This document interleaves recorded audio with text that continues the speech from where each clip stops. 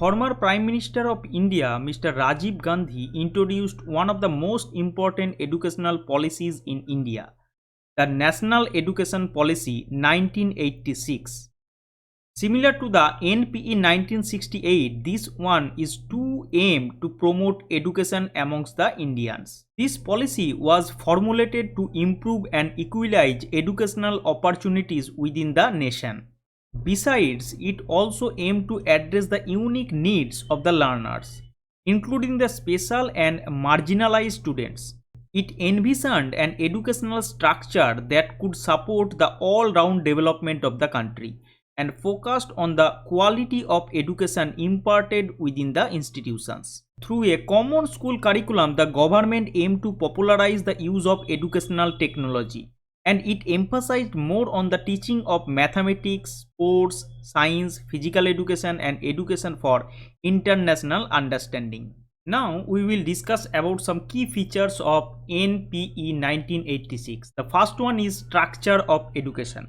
As suggested by Kothari Commission, the union pattern of 10 plus 2 plus 3 was proposed structure for nationwide schools. This structure includes 5 years of primary stage to be followed by 3 years of the upper primary.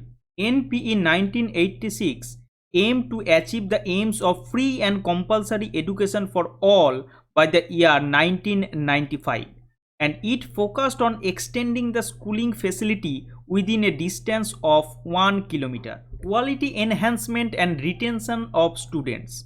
The first and foremost step under this education policy was to get all children under 14 years of age into schools.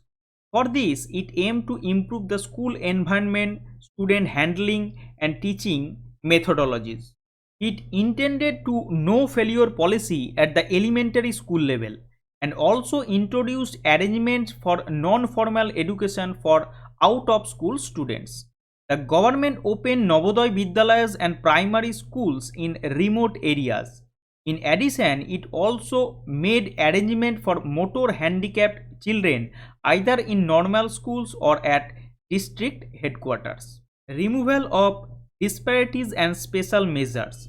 Another important aspect of this policy was to accessibility of good quality elementary education for all.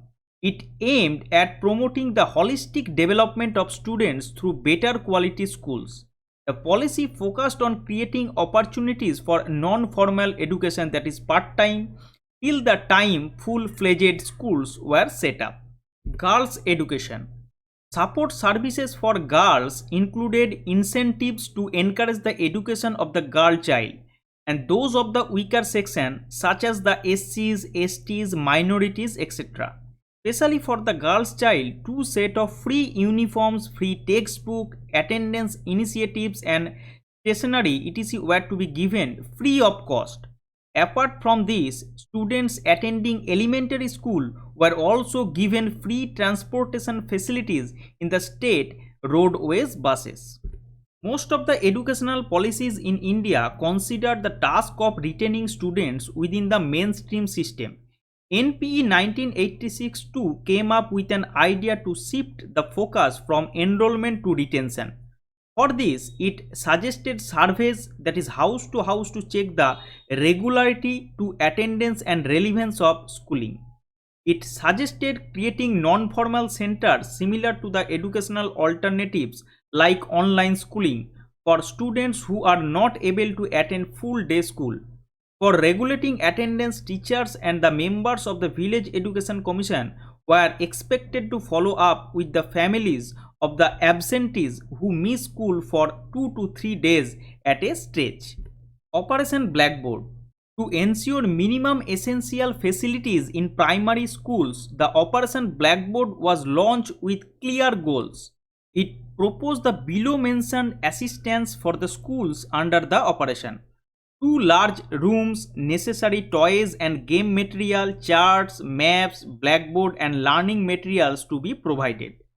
The resources required for the construction of buildings etc. were to be supplemented with other schemes.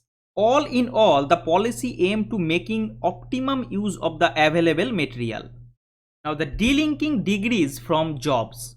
This legendary step of manpower planning created a new trend of reducing the importance of degrees from jobs. It focused on redesigning job specific courses to help the right candidate with the required skill set to take up a suitable job.